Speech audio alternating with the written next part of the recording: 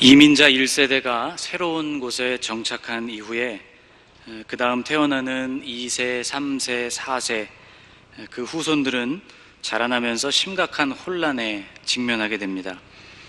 자신은 언어와 문화 그리고 사고방식조차도 태어나서 자란 그곳에 속해 있다고 생각하는데 어느 날 문득 다른 사람들은 자신을 그렇게 생각하지 않는다는 사실을 느끼기 시작하면서 도대체 나는 누구인가?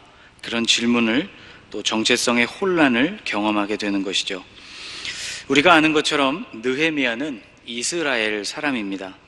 그러나 이스라엘 민족의 피가 그의 혈관을 타고 흐를 뿐 사실상 그가 살았던 시대와 장소는 이스라엘과는 아주 멀리 떨어져 있는 곳이었습니다.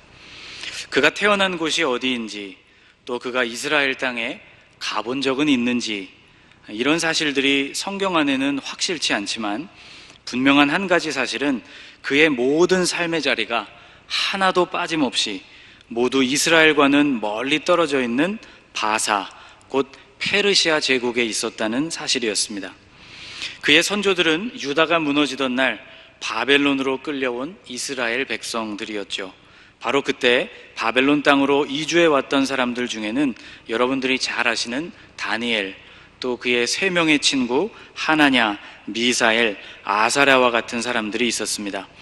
오늘 본문의 배경은 바사의 아닥사스다 왕 제20년으로 그때로부터 치면 약 140년 정도의 거리가 떨어져 있습니다. 느헤미야는 수산궁에서 일하는 관리였습니다. 오늘 본문 1절 말씀을 보면 하가랴의 아들 느헤미야의 말이라 아닥사스다 왕 제20년 기슬르월에 내가 수산궁에 있는데 라고 시작하고 있죠. 수산이라는 곳은 바사 페르시아 제국의 수도였고 그는 왕의 술관원이었다고 11절에 기록하고 있습니다. 성경에는 술 맡은 관원이라는 표현이 종종 등장합니다. 창세기에도 요셉의 이야기가 나올 때 술 맡은 관원장의 이야기가 나오죠. 요셉은 감옥에서 그의 꿈을 해몽해 주었고 그리고 그 꿈 그대로 그의 삶에 이루어지는 이야기가 등장합니다.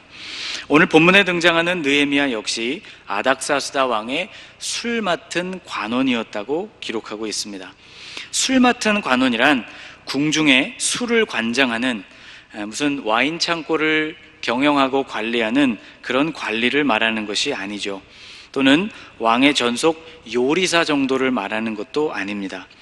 그는 음식을 만드는 사람이 아니라 왕의 손에 술을 따를 수 있을 만큼 왕이 믿고 신임하는 고위직 관리를 뜻하는 단어입니다. 좀 전에 요셉이 만난 술 맡은 관원장에 대해서 말씀을 드렸는데 요셉이 갇혔던 그 이집트의 감옥은 보통 감옥이 아니었습니다. 이 감옥은 시위대장이었던 보디발이 직접 관리하는 특별한 감옥이었죠. 창세기 39장에 보면 이렇게 이야기합니다. 이에 요셉의 주인이 그를 잡아 옥에 가두니 그 옥은 왕의 죄수를 가두는 곳이었더라. 왕의 죄수, 곧 왕에게 범죄한 고위직 죄수를 가두는 특별한 감옥이었다는 뜻입니다.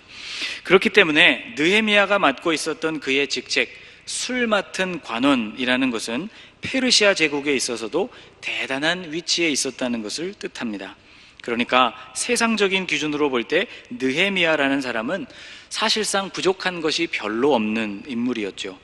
당대 최강의 국가 바사 페르시아의 시민이었고 그것도 일반 시민이 아니라 왕이 제일 신임하는 국가의 고위 관료였던 것입니다. 그는 모든 사람들이 부러워할 만한 직책과 부와 그리고 명성을 가진 사람이었습니다.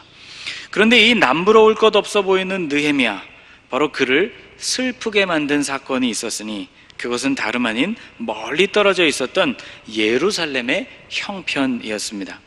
3절 말씀, 그들이 내게 이르되 사로잡힘을 면하고 남아있는 자들이 그 지방 거기에서 큰 환난을 당하고 능욕을 받으며 예루살렘 성은 허물어지고 성문들은 불탔다 하는지라.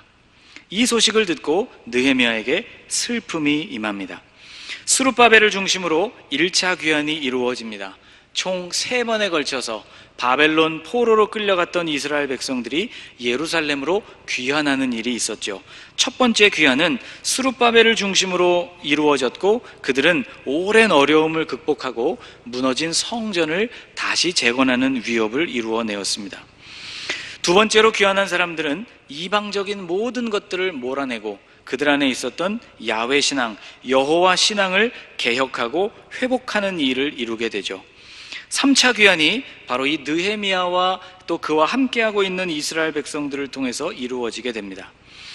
그가 듣게 된 소식, 예루살렘이 여전히 1차와 2차 귀환을 통해서 여러 가지 복구 작업이 이루어졌음에도 불구하고 예루살렘을 보호해주는 성벽과 성문이 불에 타고 무너진 상태 그대로여서 예루살렘이 이방 민족들의 공격과 약탈의 위험 속에 그대로 노출되어 있다는 소식을 들으면서 느헤미야는 충격을 받게 됩니다. 여러분, 예루살렘의 형편이 느헤미야의 마음에 충격과 괴로움을 주었다는 이것 자체가 굉장한 의미를 지닙니다. 왜냐하면 금방 말씀드린 것처럼 느헤미야 자신은 바사 제국의 시민이었기 때문이죠. 아마도 그는 그 땅에서 태어나서 자랐을 것입니다. 그리고 그곳에서 왕을 제일 가까이에서 모시는 높은 관직에까지 오르게 됩니다. 이스라엘과 특히 예루살렘의 소식이 안타까운 일임에는 틀림없었지만 사실상 느헤미야 자신과는 별로 상관이 없는 일이었습니다. 사실 그런 문제들은 바사 제국의 여러 식민 도시들에서 흔하게 발견되는 문제였기 때문이죠. 그러나 놀랍게도 느헤미야는 그 예루살렘의 소식을 들으면서 반응을 보이게 됩니다. 4절 말씀을 한번 같이 읽어보겠습니다.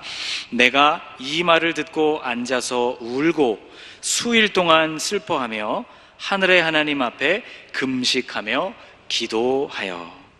여러분, 이 4절에 나타나는 느헤미야의 반응이 바로 느헤미야가 누구인지를 아주 확실하게 보여주는 그런 구절입니다. 4절을 통해서 우리는 분명한 두 가지 사실을 알게 되는데, 첫째, 느헤미야의 민족적인 정체성, 둘째, 느헤미야의 신앙적인 정체성입니다. 느헤미야는 예루살렘이 황폐하다는 소식을 듣고 울게 되었고, 그리고 며칠 동안을 슬퍼했다고 기록하고 있습니다. 여러분, 누가 도대체 예루살렘의 소식에 울 것이며 누가 예루살렘의 소식에 슬퍼할까요? 바로 이스라엘 사람이죠.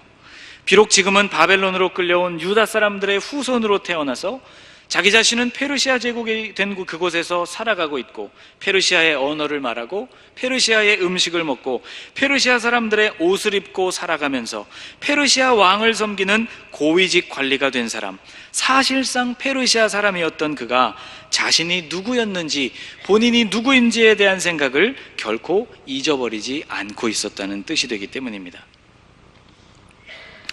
1995년도에 제가 중앙아시아의 우즈베키스탄을 잠깐 방문한 적이 있습니다.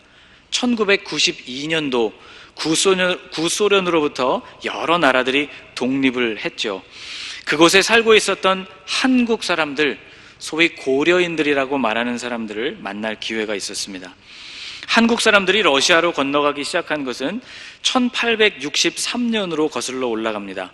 철종 14년, 농사를 짓기 위해서 농업 이민으로 러시아를 방문했고, 그 이후로도 많은 사람들이 러시아로 이주를 했죠.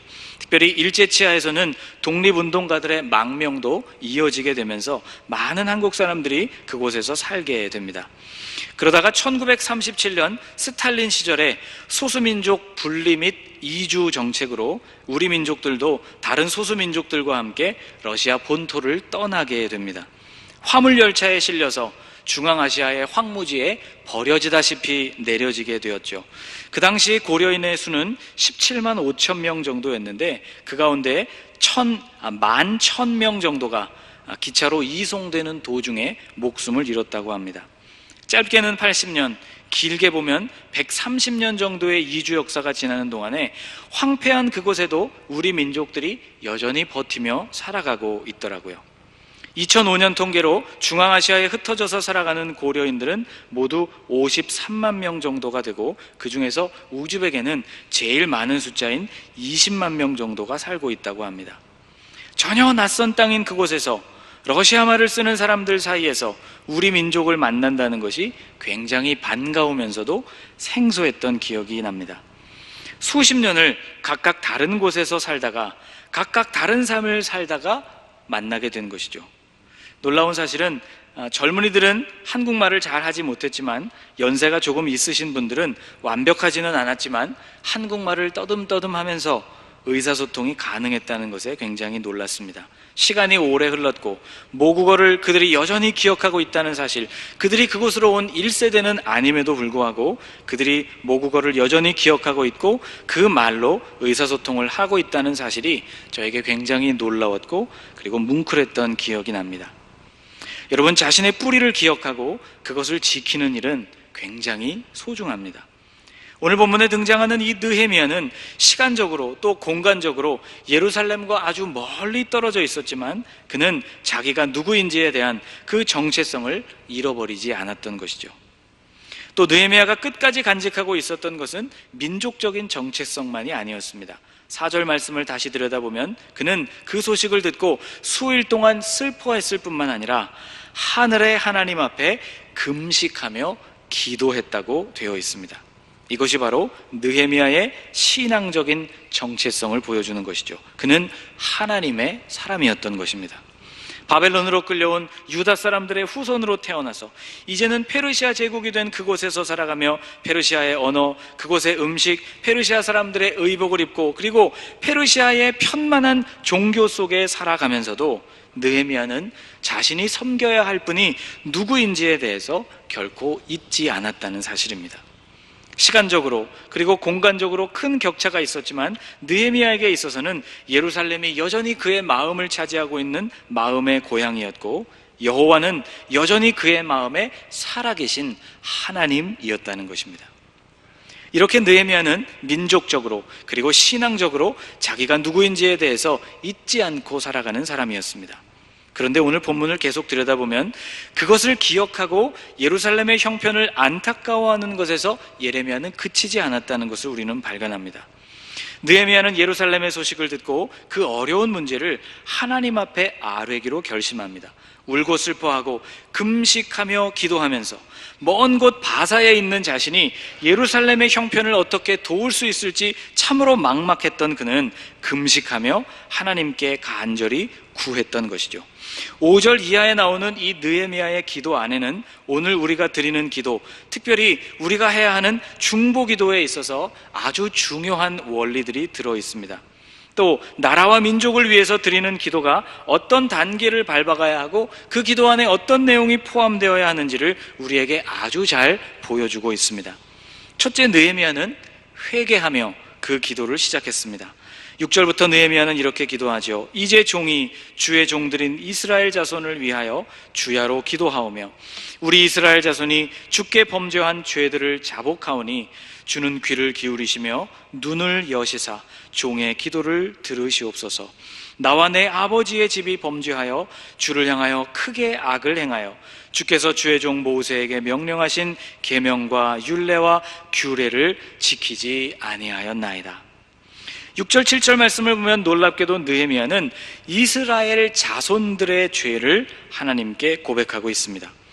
우리 이스라엘 자손이 주께 범죄한 죄들을 자복하오니 라고 기도하고 있는 부분을 여러분 주목해 보십시오. 느헤미야는 지금 본인의 죄, 자기 자신의 죄가 아니라 민족의 죄를 하나님 앞에 회개하고 있습니다. 바벨론으로 끌려오게 된 역사, 그리고 거룩한 도성 예루살렘이 황폐하게 되었던 그 배경이 바로 이스라엘 민족 전체가 하나님께 범죄했기 때문임을 기억하고 그것을 회개하고 있는 것이죠. 또 그는 이렇게 기도하고 있습니다. 나와 내 아버지의 집이 범죄하여. 느헤미야는 조상들의 죄를 조상들의 죄라고 여기지 않았다는 것이죠. 후손인 자신들이 그곳 페르시아에서 이방인으로 살아가고 있는 그것을 조상들 탓이라고 생각하지 않았다는 것입니다. 조상들의 죄는 곧 자신의 죄라고 느헤미야는 생각했습니다. 그리고 그 모든 죄를 가지고 나와서 하나님께 회개했던 것이죠. 둘째, 느헤미야는 하나님의 약속을 붙들고 하나님께 기도했습니다. 회개하고 돌이키면 하나님이 이스라엘을 다시 모아서 돌아오게 하시고 회복하게 해주시겠다는 그 약속의 말씀을 가지고 하나님께 주장하며 기도했던 것이죠. 여러분 8절과 9절 말씀을 한번 같이 읽어보겠습니다. 옛적에 주께서 주의 종 모세에게 명령하여 이르시되 만일 너희가 범죄하면 내가 너희를 여러 나라 가운데에 흩을 것이요 만일 내게로 돌아와 내 계명을 지켜 행하면 너희 쫓긴 자가 하늘 끝에 있을지라도 내가 거기서부터 그들을 모아 내 이름을 두려고 택한 곳에 돌아오게 하리라 하신 말씀을 이제 청하건대 기억하옵소서. 느헤미야는 하나님의 약속, 하나님을 떠나면 흩어지게 될 것이고 하나님께 다시 돌아오게 되면 하늘 끝에서부터라도 그들을 모아서 돌아오게 해주겠다는 이 하나님의 약속을 붙들고 기도했다는 것입니다. 여러분, 하나님의 약속의 말씀, 성경에 기록되어 있는 주님의 약속의 말씀을 붙들고 기도하는 것만큼 더 이상 강력한 기도는 세상에 없습니다. 우리 하나님은 언약의 하나님이십니다. 약속하신 바를 반드시 지키고 들으시는 하나님이시라는 뜻입니다. 여러분, 우리가 하나님 앞에 기도할 때, 특별히 우리의 민족을 위하여 하나님 앞에 기도할 때 우리는 하나님의 약속의 말씀을 주장하면서 하나님 앞에 기도해야 할 것입니다. 그리고 세 번째, 느헤미야의 기도는 단순히 하나님께 요청만 하지를 않았고 본인이 할 수 있는 일이 무엇인지를 고민하고 그 일을 위해서 하나님께 간구했습니다. 11절 말씀도 같이 한번 읽어보겠습니다. 주여 구하오니 귀를 기울이사 종의 기도와 주의 이름을 경외하기를 기뻐하는 종들의 기도를 들으시고 오늘 종이 형통하여 이 사람 앞에서 은혜를 입게 하옵소서 하였나니 그때에 내가 왕의 술관원이 되었느니라. 그때에 내가 왕의 술관원이 되었느니라. 이렇게 고백하고 있는 데에는 특별한 이유가 있습니다. 이 11절 말씀 안을 자세히 들여다보면 오늘 종이 형통하여 이 사람 앞에서 은혜를 입게 하옵소서 그렇게 기도하고 있죠. 여기서 종은 느헤미야 자신을 말합니다. 이 사람은 바사 왕이었던 아닥사스다를 말하죠. 느헤미야는 지금 바사 제국의 고위 관료였습니다. 왕을 가장 가까운 곳에서 보좌하는 사람이었죠. 그 왕으로부터 내가 은혜를 입게 해달라는 이 기도는 민족적인 요구와 그리고 시대적인 사명을 바로 자신의 위치에서 어떻게 감당할 수 있을지에 대한 심각한 고민이었던 것입니다. 어쩌면 그를 그 위치에 있도록 허락하신 하나님께서는 바로 그때를 위해서 느헤미야를 그곳에 두신 것인지도 몰랐습니다. 느헤미야보다 조금 앞선 시대를 살았던 인물들이 있죠. 바로 같은 땅 페르시아에서 살았던 에스더와 모르드게라는 인물입니다. 페르시아에 살고 있는 이스라엘 민족 전체가 몰살당한 위기를 만나게 되고 그 위기를 어떻게 극복하게 되었는지에 대한 이야기가 에스더서에 기록이 되어 있습니다. 에스더의 사촌 오빠였던 모르드게는 왕후의 자리에 올랐던 그의 사촌 동생 에스더에게 이런 전가를 보냅니다. 이때에 내가 만일 잠잠하여 말이 없으면 유다인은 다른 데로 말미암아 노임과 구원을 얻으려니와 너와 내 아버지 집은 멸망하리라. 그 뒤에 한번 같이 읽어볼까요? 내가 왕후의 자리를 얻은 것이 이때를 위함이 아닌지 누가 알겠느냐. 하나님께서 너에게 왕후의 자리를 주신 것은 바로 이 위기의 순간을 위해서가 아니겠느냐라고 모르드게는 이야기하고 있는 것입니다. 에스더는 이 말에 찔림과 그리고 용기를 얻게 되어서 목숨을 걸고 아수에로 왕 앞으로 나아가게 되죠. 에스더 4장 16절에는 이렇게 기록하고 있습니다. 당신은 가서 수산에 있는 유다인을 다 모으고 나를 위하여 금식하되, 이것이 에스더의 말이죠. 3일을 먹지도 말고 마시지도 마소서. 나도 나의 시녀와 더불어 이렇게 금식한 후에 규례를 어기고 왕에게 나아가리니. 저를 한번 따라해 보실까요? 죽으면 죽으리이다. 죽으면 죽으리이다. 여러분, 이 죽으면 죽으리이다, 이 유명한 고백이 바로 이런 상황 가운데에서 등장하게 됩니다. 기도하는 느헤미야의 심정이 바로 이와 같았다고 저는 생각합니다. 하나님이 자신을 그 자리, 왕에게 술을 따라주는 가장 높은 그런 관리의 자리에 자신을 세워주신 것이 바로 그때를 위해서였다면, 주님이 나에게 용기와 지혜를 주셔서 그 시대적인 사명을 잘 감당할 수 있도록 도와달라는 기도, 그것이 바로 느헤미야의 기도였습니다. 느헤미야는 예루살렘의 소식을 들었던 기슬르월에서부터 그리고 니산월까지 4개월 동안 이와 같은 똑같은 기도를 하면서 금식하면서 그리고 눈물을 흘리면서 하나님이 주신 가장 좋은 때를 기다리고 있었습니다. 그러던 어느 날 그에게 기회가 찾아오죠. 느헤미야의 얼굴에 걱정이 있는 것을 왕이 눈치채고 그 이유를 묻게 됩니다. 느헤미야는 놀랍게도 왕에게 모든 사실들을 이야기하게 되고 필요한 지원을 왕으로부터 모두 받게 됩니다.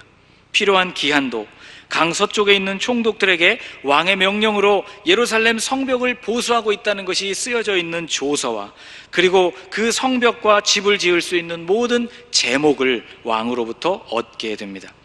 그뿐만 아니라 느헤미야는 왕에게 요청하지 않았던 것, 군대 장관이 친히 이끄는 호위병들로부터 호위까지 받게 되면서 예루살렘으로 가게 되죠.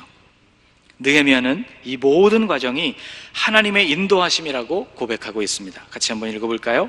내 하나님의 선한 손이 나를 도우심으로, 내 하나님의 선한 손이 나의 기도를 들으시고 나를 도우심으로 이 모든 일들이 순적하게 이루어졌다고 그는 고백하고 있습니다. 민족과 나라를 위한 그의 중보기도에 하나님께서 응답하신 것이라고 고백하고 있는 것이죠.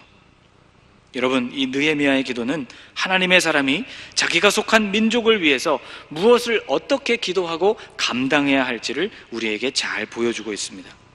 우리의 기도는 어떤 기도가 되어야 합니까? 첫째, 우리의 기도는 우리 민족의 죄를 고백하고 그것을 회개하는 기도가 되어야 할 것입니다.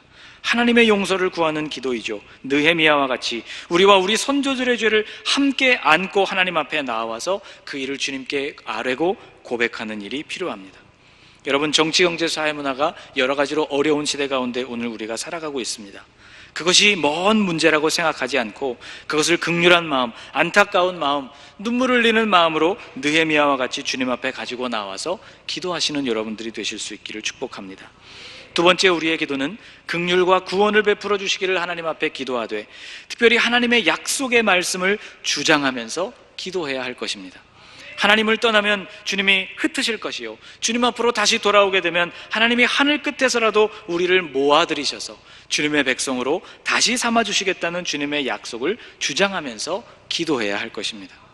세 번째, 우리의 기도는 내가 할 수 있는 일을 찾으면서 하나님 앞에 지혜와 도우심을 구하는 기도가 되어야 할 것입니다. 여러분, 아무리 작은 것이라도 우리가 할 수 있는 일이 분명히 있습니다. 주님은 바로 그것을 위해서 오늘 우리를 지금 여기 여러분이 서 있는 그 자리에 세워주신지도 모릅니다. 주님께서 여러분에게 안타까운 마음을 주시고 기도에 대한 부담도 주시는 이유가 바로 여러분을 세워주신 그곳에서 느헤미야와 같이 시대적인 사명을 어떻게 감당할 수 있을지를 심각하게 고민하고 그리고 그 일을 위하여 앞으로 믿음으로 전진해 가기 위하여 하나님이 여러분을 그곳에 세우셨다는 사실을 분명히 믿으시기를 축복합니다. 예루살렘 3차 귀환과 재건의 위대한 역사는 바로 이렇게 한 사람 느헤미야의 눈물과 기도로부터 시작되었습니다. 여러분, 내일이 8.15 광복절이죠. 우리 민족이 해방을 맞은 지 벌써 71년을 맞고 있습니다. 사랑하는 여러분, 우리에게도 이 두 가지가 있었으면 정말 좋겠습니다.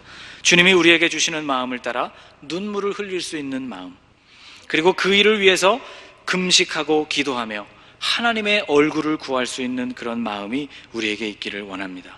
우리가 그런 마음으로, 그런 눈물로 하나님 앞에 나아간다면 주님은 오늘 우리를 통해서도 느헤미야와 같이 위대한 일을 이루어 주시리라 믿습니다. 하나님의 선하신 손이 느헤미야를 도우신 것처럼 오늘 여러분이 시대적인 부르심, 그 주님의 사명 앞에 믿음으로 반응하고 내가 오늘 우리 민족과 우리 나라를 위하여 믿음과 신앙에 입각해서 해야 할 일이 무엇인가를 고민하고 그 일을 결단하며 나아갈 때 주님의 선한 손이 오늘 저와 여러분을 도우셔서 동일한 믿음의 역사를 온전히 이루어 주시기를 주님의 이름으로 축복합니다. 기도하겠습니다. 세계와 나라들을 다스리시는 통치자 되신 하나님 아버지, 하나님을 떠나면 흩어지게 되고 주님께로 다시 돌아오면 하늘 끝에서부터라도 돌아오게 하겠다는 주님의 약속이 느헤미야를 통하여 이루어진 것을 보았습니다. 아무것도 부러울 것이 없었던 바사 제국의 최고 관리였던 느헤미야가 예루살렘의 황폐한 소식에 울며 가슴 아파했던 것처럼 주님, 오늘 우리에게도 그 눈물을 허락하여 주옵소서. 이루지 못한 세상적인 성공이나 세상적인 슬픔에만 눈물을 흘리는 것이 아니라 주님, 우리가 무엇을 위하여 울어야 할지도 알려주옵소서. 하나님, 해방 71년을 맞습니다.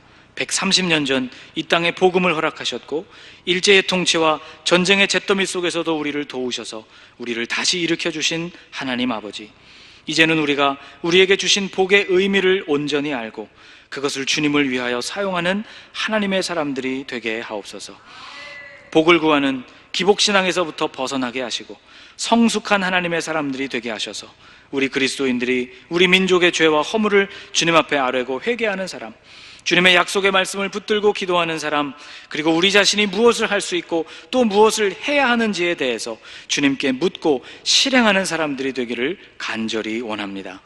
우리 민족을 향한 주님의 거룩한 뜻이 우리 한 사람 한 사람을 통하여 이루어지게 하여 주옵소서. 하나님의 선하신 손이 우리를 도우셨다는 고백을 우리도 할 수 있도록 하나님, 우리에게 은혜와 긍휼을 베풀어 주옵소서. 예수님의 이름으로 기도하옵나이다. 아멘.